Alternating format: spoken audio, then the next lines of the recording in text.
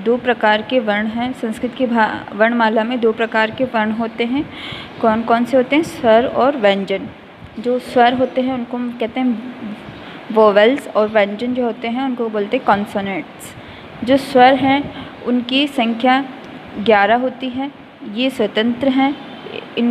इन्हें उच्चारण के लिए किसी भी की भी सहायता नहीं लेनी पड़ती है। यानी कि जो स्वर होते हैं वो कितने होते हैं? 11 होते हैं, और ये अपने आप में स्वतंत्र होते हैं। इनके उच्चारण के लिए किसी की भी मदद की ज़रूरत नहीं होती है, किसी की सहायता नहीं लेनी पड़ती है। और ये कितने होते हैं? 11। ये होते हैं अ, आ, ई, ऊ, री, ए, ओ और औ। तो इस तरह से ये कितने होते हैं? 11 होते हैं। फिर इसके अलावा होती है व्यंजन। तो व्यंजन, इनकी संख्या कितनी होती है? 33 होती है, और इन्हें उच्चारण के लिए स्वरों की आवश्यकता लेनी पड़ती है। यानी कि अगर हम व्यंजन का उच्चारण करते हैं तो उसके अंदर क्या होते हैं? स्वर मिले हुए होते हैं, और उन्हीं से ही वह व्यंजन पूर्ण व्यंजन बनता है। जैसे कि क, तो यहाँ पर जैसे हमने लिखा है क, तो इसके नीचे आप देख सकते हैं हलंत लगा हुआ। इस तरह की तिरछी लाइन जो होती है उसको हम क्या कहते हैं? हलंत कहते हैं। और ये जो होते हैं इसका मतलब ये होता है कि हमने इसमें से जो स्वर है उसको अलग कर लिया है। तो इस तरह से जब स्वर जो होता है वह क से अलग है, और यहाँ पर ये जो है आधा हो चुका है, स्वर के हटते ही ये आधा हो चुका है। इस तरह से इनकी संख्या कितनी होती है? 33, और इनके उच्चारण में जो होता है स्वर की सहायता लेनी पड़ती है। और ये होते हैं क, ख, ग, घ, ड, च, छ, ज, झ, ण, ट, ठ, ड, ध, न, त, थ, द, ध, न, प, फ, ब, भ, म, य, र, ल, व, श, और स और है। तो इस तरह से जो क से लेकर के प वर्ण तक के जो वर्ण हैं ये, इनको हम क्या कहते हैं? व्यंजन कहते हैं। और ये, र, ल, व, इनको हम क्या कहते हैं? इनको हम कहते हैं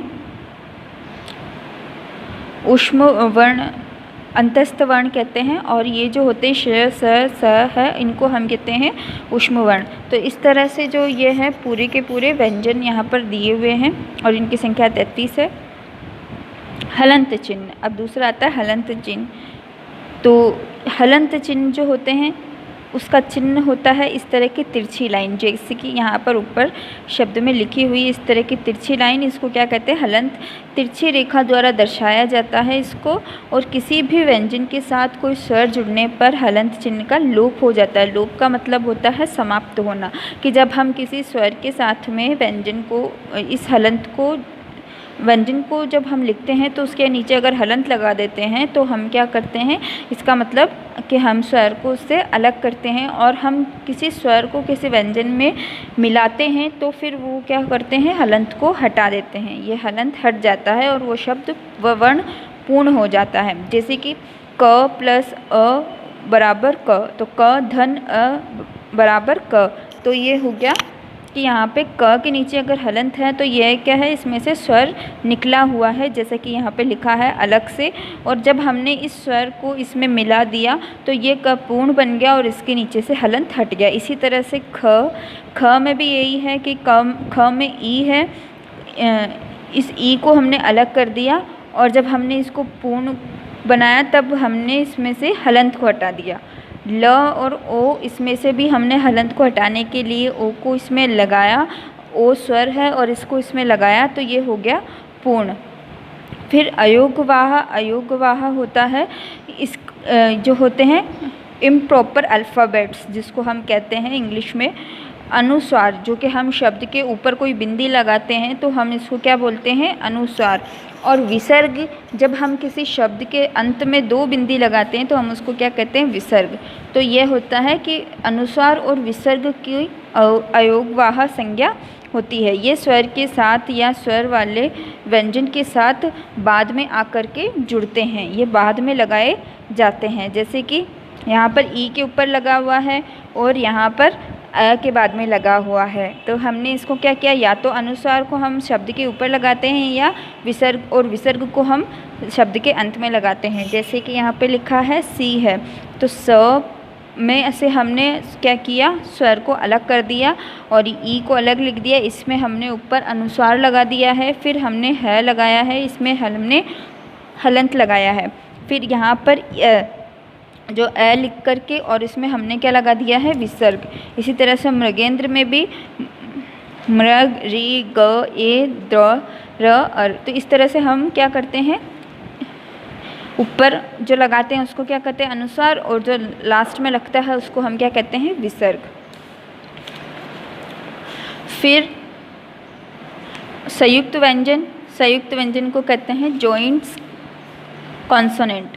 ये मुख्य रूप से कितने प्रकार के होते हैं, 4 प्रकार के होते हैं ये मुख्य रूप से, क, श, अ और री, तो ये हो गया श। तो ये इस तरह से ये 4 प्रकार के होते हैं। कौन कौन से, श, ज्ञ, त्रि और श। तो ये हो जाते हैं 4 प्रकार के। संयुक्त व्यंजन उन्हें कहते हैं जो कि व्यंजन से मिलकर ही व्यंजन बनते हैं। संयुक्त व्यंजन मतलब जो व्यंजन से मिलकर के व्यंजन बनते हैं। जैसे दो व्यंजन वर्णों के मेल से बने संयुक्त व्यंजन को संयुक्त व्यंजन कहलाते हैं। जैसा कि मैंने बताया कि जो व्यंजन होता है उसमें व्यंजन का मेल करके ही जो है शब्द बनता है, उसको हम क्या, वर्ण बनता है, उसको हम क्या कहते हैं, संयुक्त व्यंजन कहते हैं। और ये जो संयुक्त व्यंजन है इनकी संख्या 4 होती है। ये होते हैं श, ज्ञ, त्र और श। ये 4 जो हैं वह व्यंजन से मिलकर ही व्यंजन बनते हैं। फिर होते हैं विशेष, कि इसमें इसकी डेफिनेशन लिखी हुई है कि जो 2 व्यंजन वर्णों के मेल से बने संयुक्त व्यंजन वर्ण व्यंजन कहलाते हैं। अतः कुछ अन्य संयुक्त व्यंजनों के उदाहरण भी देखें। इससे से बने शब्द, और इससे जो शब्द बने हैं वह कौन से हैं, द प्लस य प्लस अ, तो ये हो गया ध, ह, न, अ, तो ये हो गया ह, प, र, अ, तो ये हो गया प्र, द, ध, अ, तो ये हो गया द, व, अ, तो हो गया द। तो ये हो जाएगा, इसका तो बन जाएगा विद्यालय, उद्यानम, चिन्हित, चिन्ह, प्रसन्न, प्रकार, प्रसिद्ध, बुद्ध, विद्वान और भारद्वाज। तो इसके अंदर है ना, ये जिसे कई बार हम द और विद्यालय को इस तरह से भी लिख देते हैं और इस तरह से द और ये को अलग करके भी हम लिख सकते हैं। फिर होता है वर्ण विन्यास। तो वर्ण विन्यास अर्थात शब्दों की बनावट, यानी शब्द स्वर तथा व्यंजनों के मेल से शब्द बनते हैं।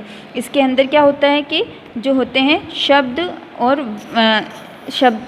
शब्दों की बनावट होती है, और स्वर और व्यंजनों के मेल से इसके अंदर क्या बनते हैं, शब्द बनते हैं।